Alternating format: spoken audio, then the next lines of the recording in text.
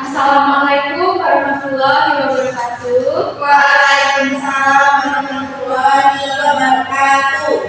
Selamat siang teman-teman. Siang Bu. Walaupun udah siang ini, tapi muka-mukanya masih pada ceria dan antusias belajar ya. Ibu.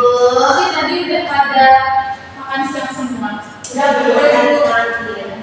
Nanti namanya Pak Sukres ya. Iya. Gimana nih kabarnya? Alhamdulillah baik Bu. Di sini ketuanya siapa? Ini Bu. Oke, silakan kami pimpin doa ya. Ibu.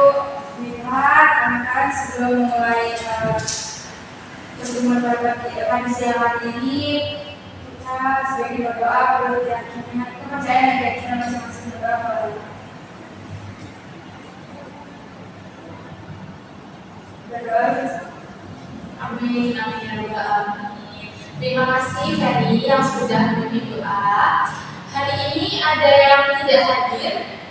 Marta Ibu. Marta, Iya. kenapa Marta? Tadi enggak masih surat ini, enggak ada suratnya ya? Iya, bilang berarti semuanya nggak masuk. Takut sebenarnya. Waktu dimarahin ibu ya? Iya. Masih ibu cek kehadiran kalian dulu ya? Ya Bu. Yang pertama, Kenny, Ada Bu. Hadir. kemudian Ferry Hidayah, ada Ibu Marta Misaria. Marta Misaria nggak masuk juga? Nggak masuk. Kenapa ya? Nggak masuk Masuk juga ya gitu. Bu. Kayaknya nggak ada kabarnya. Dia udah 2 kali kalau nggak masuk. Besok kalau misalnya ketemu sama Marta, kalau misalnya dia nggak sakit atau kalian bertemu itu suruh masuk ya. Ya Bu. Kasih.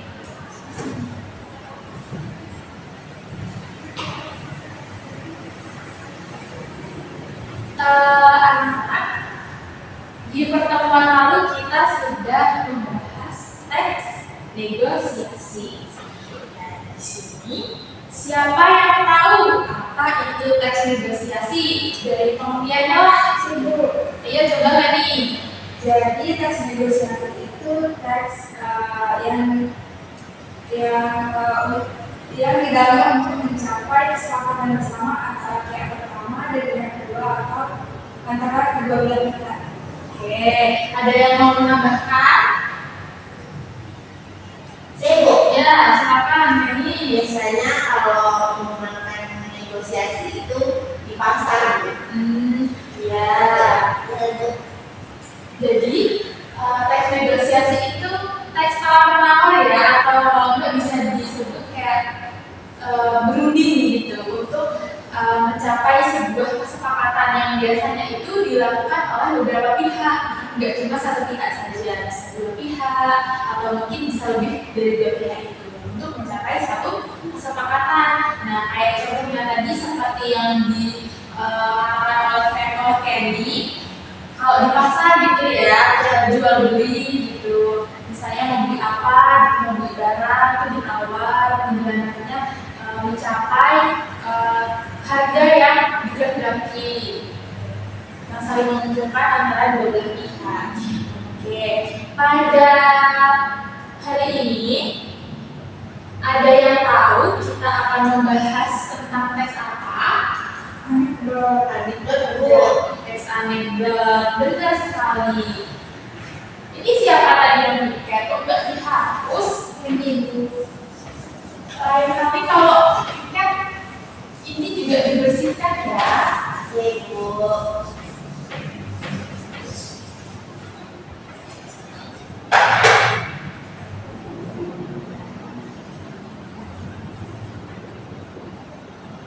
Teks anekdot.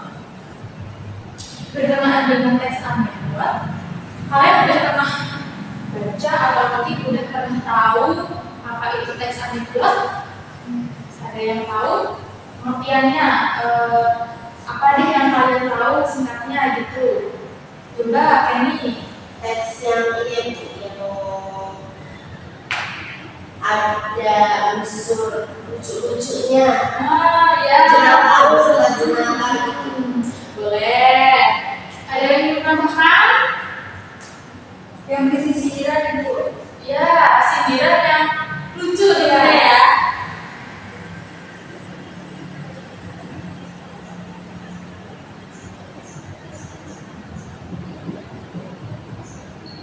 Lucu. Oke. Jadi anak-anak, teks anekdot itu ialah teks yang berisi sindiran lucu. Tujuannya itu untuk menghibur pembacanya, untuk menghibur seseorang gitu ya. Ya. Lanjut.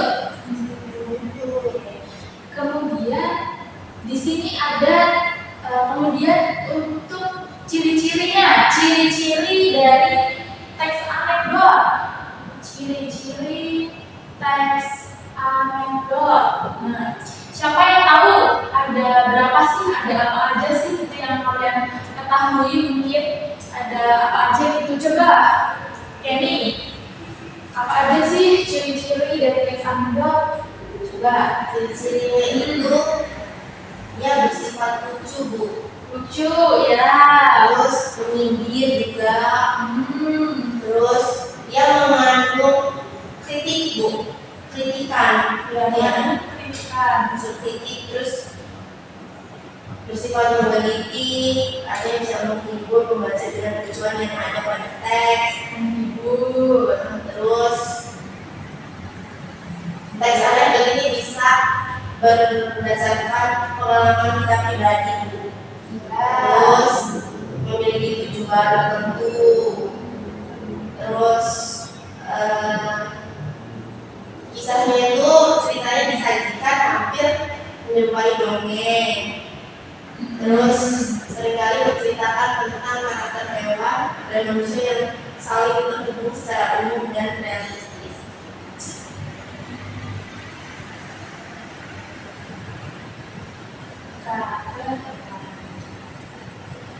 Oke, jadi benar ya ini bahwa ada beberapa ciri-ciri dari teks anekdot.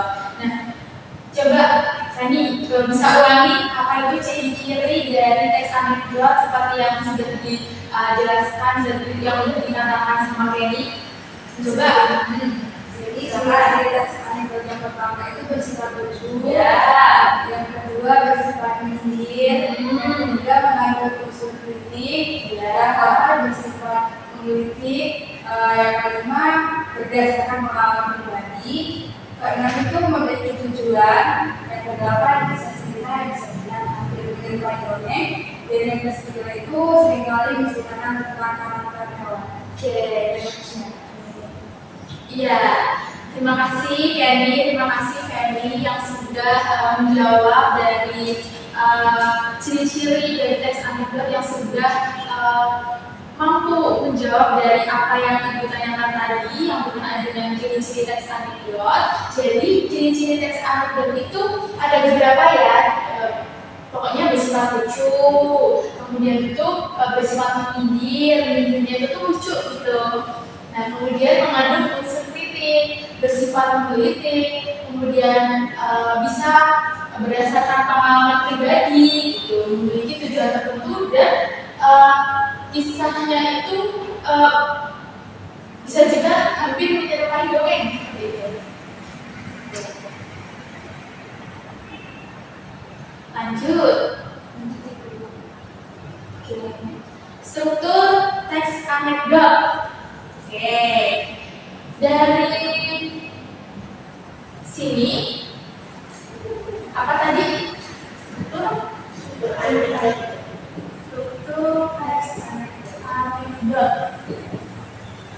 Ada yang tahu mungkin di waktu dulu kalian pernah pelajari teks anekdot sebelumnya? Ada yang masih ingat itu ada apa aja sih struktur dari teks anekdot, ada berapa, ada apa aja gitu. Pasti ada yang masih ingat. Coba Jadi apa itu strukturnya ada apa aja sih?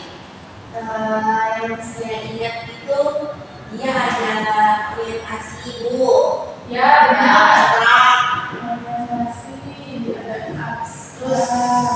apa sih yang terakhir itu yang biasa di bagian akhir itu Oh moda. ya, itu kode bagi bagian yang paling akhir. Itu sih Bu yang saya ingat. Kalau coba Mbak Feni, ada apa aja sih? Ada apa aja?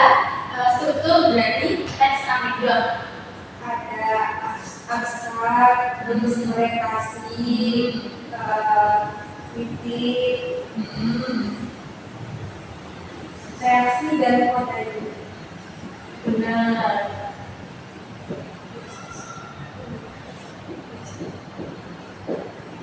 Abstrak ini di bagian awal ya. Jadi struktur dari teks anekdot itu ada lima. Yang pertama yang berurutan ya abstrak, Orientasi, ulang-ulang. Ada 5. Abstrak, orientasi, krisis, reaksi, moda. Oke, terima kasih Mana. Jadi ada 5 ya. Kalau abstraksi itu hubungannya dengan apa sih? Abstraksi itu ada yang tahu nggak sih abstraksi itu di dalam teks anekdot itu berisi tentang apa gitu? Coba Feni bisa menjelaskan atau apa yang Feni tahu gitu abstraksi dalam teks anekdot itu berisi tentang apa? abstrak itu berisi tentang pendahuluan. Saya Bu, Menyenangkan. ya Bu, abstraksi itu dalam tes anekdot dia biasanya menggambarkan apa isi teks anekdot itu. Iya, benar sekali. Benar yang sudah dikatakan oleh Feni maupun Feni bahwa dalam abstraksi ini ada yaitu isinya singkatnya gambaran umum mengenai teks anekdot itu. Gambaran umum. Tujuannya itu untuk menggambarkan secara umum isi teks anekdot itu secara singkat agar pembaca itu bisa mengetahui arah cerita yang dimaksudkan gitu. Gambaran umumnya, cerita singkatnya seperti itu. Kemudian yang kedua tadi ada apa? Strukturnya orientasi. Ya. Oke, benar sekali Mbak ya. Nah, coba orientasi itu isinya tentang apa sih? Coba Kenny. Orientasi itu dia menjelaskan penyebab timbulnya krisis atau konflik, Penyebab. yang menjelaskan tentang timbulnya masalah utama pada teks anekdot itu. Oke. Jadi orientasi itu ya bagian awal cerita anekdot itu yang biasanya penulis di dalam teks anekdot ini pada bagian orientasi itu menggambarkan kayak latar belakang peristiwanya, latar belakang peristiwa yang akan terjadi pada bagian orientasi ini. Yang orientasi ini itu biasanya sebuah jalan awal untuk menjelaskan timbulnya sebuah konflik atau masalah utama yang pada teks anekdot seperti itu. Kemudian struktur berikutnya ada apa? Krisis. Ada krisis.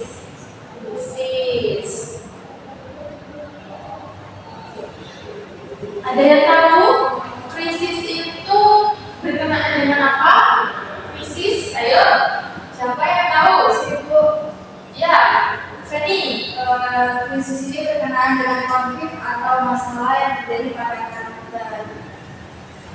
Ya, benar. Jadi krisis itu puncak cerita ya, yang berisi konflik yang berisi konflik atau masalah yang terjadi pada karakter yang ada di teks anekdote. Oke. Biasanya dalam krisis itu juga tuh bisa ditandai dengan adanya ketidakpuasan atau kejanggalan.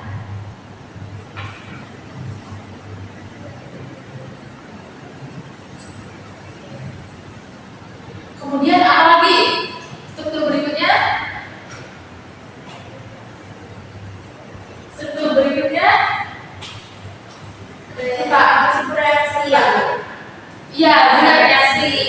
Coba Mbak Kenny, apa sih itu reaksi dalam teks anekdote? Reaksi itu berarti respon. Kalau dalam teks anekdote, reaksi itu respon yang dilakukan oleh karakter itu setelah mengalami krisis. Benar. Jadi reaksi itu isinya respon ya. Respon atau reaksi yang dilakukan oleh karakter setelah mengalami konflik, setelah mengalami masalah. Responnya juga mungkin dengan kalau krisis ini tadi kan isinya masalah atau konflik. Nah, ini responnya, respon terhadap masalah ini mungkin bisa tertawa atau apa gitu. Menjelaskan dari masalah itu, kayak kalau ada teman kalian yang cerita tentang masalah gitu, terus respon kita seperti teman yang nggak baik itu menertawakan gitu kan bisa berisi dari pengalaman seorang ya anekdote itu. Kemudian yang terakhir, ayo apa? Koda.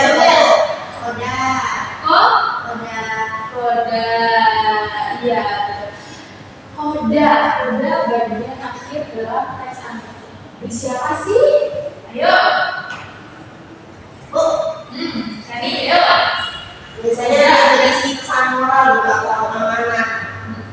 Benar sekali, berisi pesan moral. Pesan moral.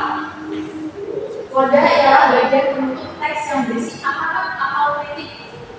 Namun koda pada teks anekdote bersifat opsional, bisa ada atau tidak ada. Jadi di dalam teks anekdote itu kode itu sifatnya opsional ya, anak-anak bisa ada kodenya, bisa enggak, bisa ada amanatnya, atau bisa juga enggak ada amanatnya. Sepertinya opsionalnya. Kok lemes ya? Suka lemes ya? Apa Bu? Kalau ibu bilang semangat siang, kalian jam semangat gitu ya. Kalau ini bersiap, maka tetapnya bukan tetap semangat pagi, harus tetap siang. Tapi boleh tetap semangat pagi biar semangat pagi. Yaudah deh, tetap semangat pagi ya. Oke, mulai ya. Semangat pagi.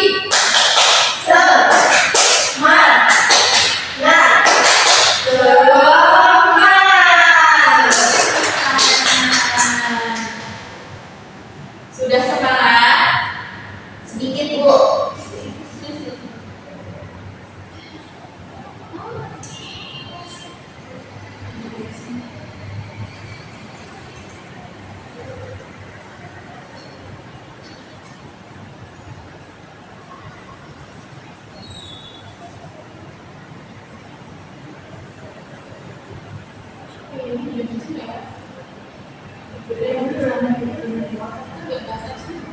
Berikutnya manfaat teks anekdote.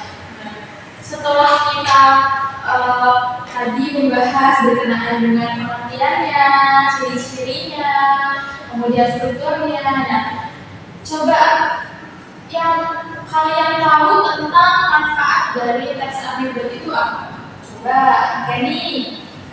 Teks anekdote itu gitu, Masalahnya sarana hiburan, terus tempatnya mampu membuat kita itu tertawa. ada yang menambahkan? Ibu, ya ini jadi manfaat dari teks anekdote itu kita bisa belajar cara menyampaikan kritik dengan cara yang lucu dan menghibur tanpa perlu menggunakan kalimat yang kasar atau menyakitkan. Benar sekali. Terima kasih Candy dan Sandy. Jadi manfaat teks anekdot ini sebagai selain dari sebagai sarana hiburan, selain untuk sarana hiburan atau politik, teks anekdot ini juga punya manfaat bagi pembacanya. Teks anekdot ini tuh mampu menyampaikan pesan atau makna dengan cara yang mudah untuk dicerna seperti itu. Dengan teks anekdot ini tuh kita juga bisa belajar bagaimana cara menyampaikan kritik melalui cara yang lucu dan menghibur, gitu ya, tanpa perlu menggunakan kalimat yang kasar atau menyakitkan. Oke, lanjut ya.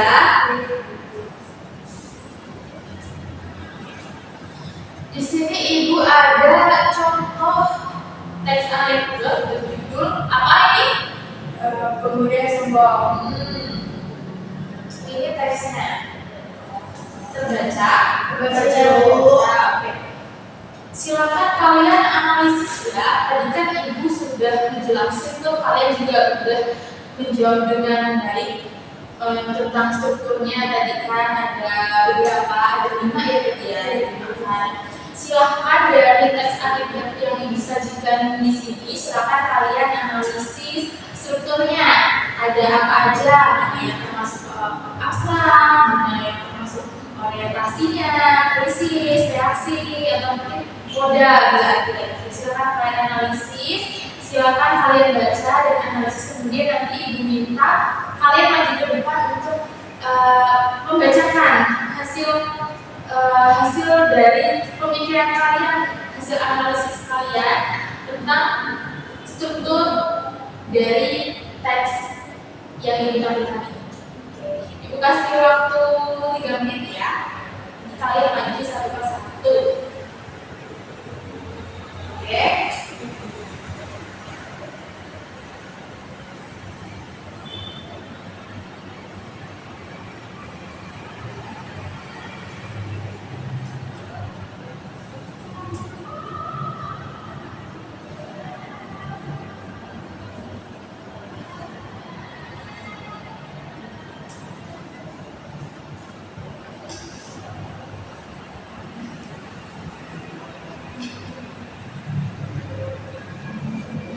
Oke, sudah Bu. Nah, sudah.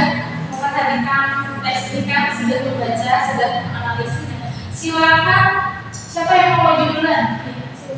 Tadi, ya, coba tadi.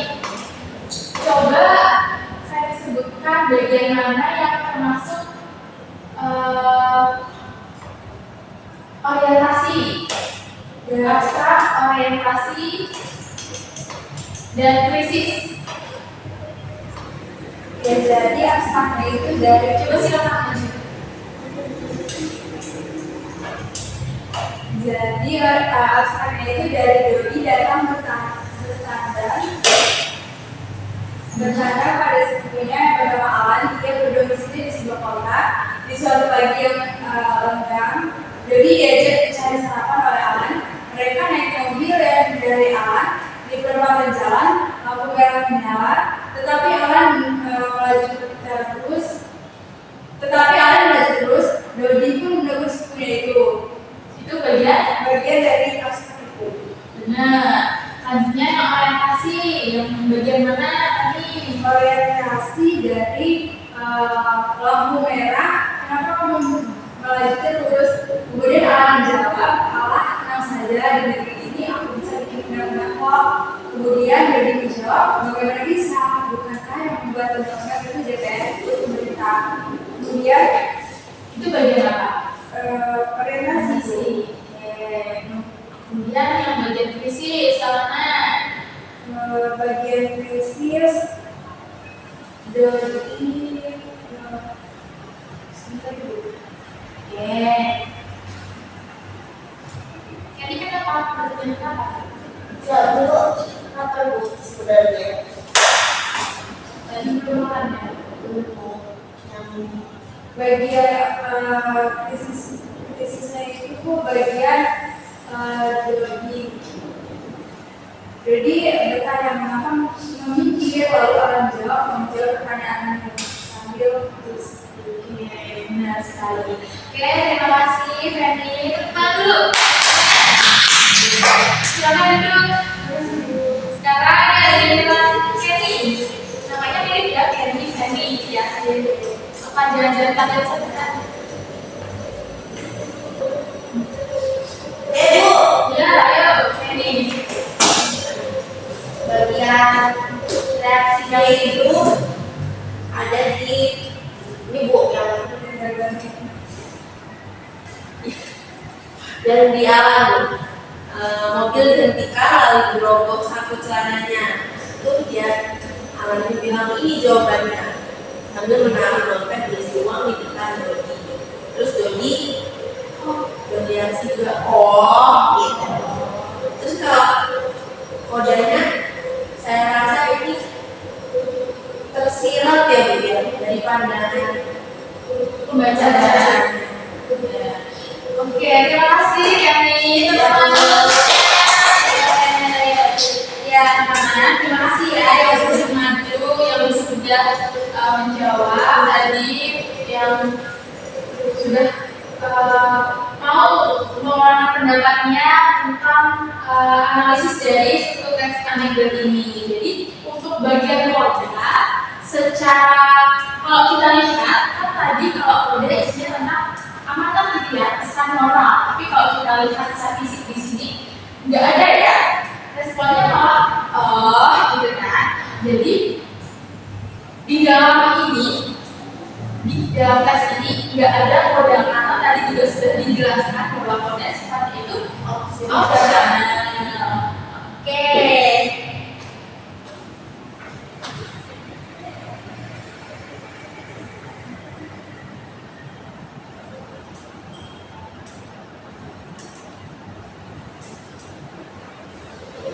Merasa kalian sudah paham ya? Tapi apakah ada yang ingin ditanyakan atau mau ada yang bertanya terkait dengan teks anekdot ini? Walaupun Ibu rasa kalian sudah paham dengan pertanyaan, sudah cukup paham dengan pertanyaan yang Ibu ajukan tadi. Kalau ada yang ingin bertanya, Ibu silakan. Yuk, kalau yang ada yang bertanya. Bu, saya mau Ya, contoh dari teks anekdot itu tuh apa sih Bu? Yang kayak gimana? contoh dari teks Anekdot. anekdot. Contohnya itu bisa ini tadi. Ini juga termasuk dalam contoh dari teks anekdot. Pemuda yang sombong. Oh iya Bu. Gimana sih? Bisa juga pengalaman, ini kan pengalaman dari pribadi seseorang, gitu kan? Bisa juga dari karakter hewan juga gitu. Tapi dari pengalaman Kenny atau mungkin pengalaman dari Kenny juga itu bisa jadi anekdot cerita lucu yang hibur, gitu kan? Itu contohnya Kenny. Iya Bu. Oke. Jadi udah nggak ada yang ingin ditanyakan lagi. Sudah cukup. Pengen nggak mau nanya. Jadi apa yang bisa teman-teman simpulkan? Tentang materi teks anekdot. Coba, ayo. Ya, ini coba. Jadi yang dapat disimpulkan dari teks anekdot itu teks anekdot adalah teks yang menarik karena mengandung yang lucu yang berisi kritikan. Kemudian tadi juga Ibu sudah menjelaskan mengenai ciri-ciri teks anekdot itu yang pertama lucu, yang kedua menyindir, ya, ketiga mengandung kritik, yang keempat menghibur, pengalaman pribadi. Kemudian ada juga struktur teks anekdot. Struktur tadi ada 5, yang pertama abstrak, kedua orientasi, ketiga teknisis, yang keempat reaksi, yang kelima pada. Kemudian Ibu juga tadi sudah memaparkan mengenai contoh teks anekdot. Oke, baik, terima kasih. Fernie yang sudah menyimpulkan di pertemuan hari ini. Ibu ada tugas buat kalian untuk menemani mama kalian di rumah. Kalau gitu ya. Jadi ibu kasih tugas enggak itu kok enggak susah tugasnya. Jadi ibu cuma minta kalian cari teks di internet. Tapi yang belum dianalisis strukturnya bisa jadi juga apa terjawab gitu ya. Pokoknya teks lah dari majalah kemarin. Nanti kalian analisis strukturnya ya yang berdasarkan struktur yang ibu jelaskan tadi. Oke, untuk di minggu yang akan datang kita akan bahas.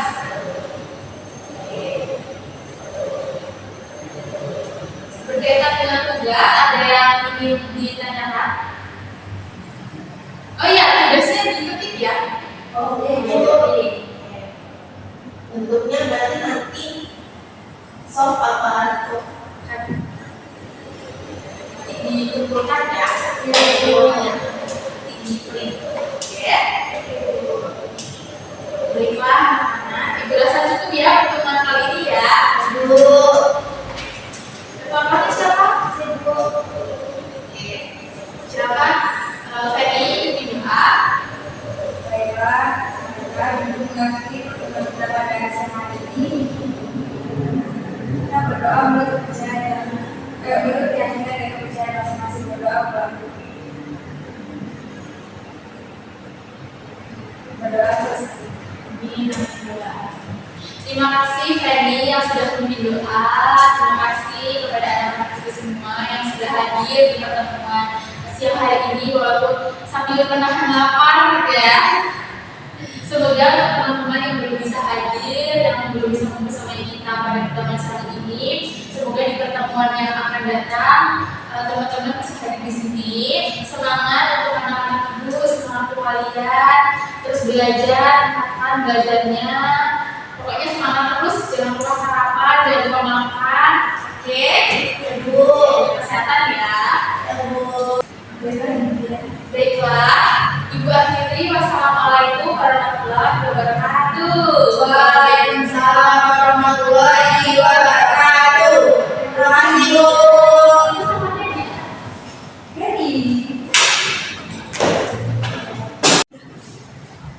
Ya, sebelumnya saya Muhammad dengan MPF 213641021. Di sini saya sebagai observer dari saudara Devi yang mewakili dalam buku MPF 23 tentang keterampilan mengajar kembali. Saudara Devi sudah menggunakan metode yang jelas dan singkat dan sudah memberikan acuan dalam mengajar bertanya. Saudara Devi juga sudah memberikan tiga pertanyaan atau bergantian. Dan saudara Devi juga sudah memberikan waktu siswa untuk berpikir. Namun, saudara Devi belum memberikan tuntunan kepada siswa pada materi tersebut. Saudara Devi sudah memusatkan perhatian siswa terhadap materi. Saudara Devi juga sudah menyebarkan pertanyaan. Lalu, paparan penampilan dasar mengajar bertanya tidak lanjut. Saudara Devi belum ada tuntunan tingkat kompetisi dalam menjawab pertanyaan. Saudara Devi sudah menerapkan urutan pertanyaan, namun juga belum menggunakan pertanyaan pelajar. Di sini saudara Devi juga sudah terjadi peningkatan interaksi antara saudara Devi dengan siswa. Yang ketiga, ada komponen negatif dari saudara Devi tidak mengulangi pertanyaan sendiri, namun mengulangi jawaban pembelajaran. Saudara Devi tidak menjawab pertanyaannya sendiri, tapi terkadang melakukan menunjuk sebelum bertanya. Saudara Devi tidak mengajukan pertanyaan yang kemudian jawaban serempak, dan saudara Devi tidak mengajukan pertanyaan ini. Terima kasih.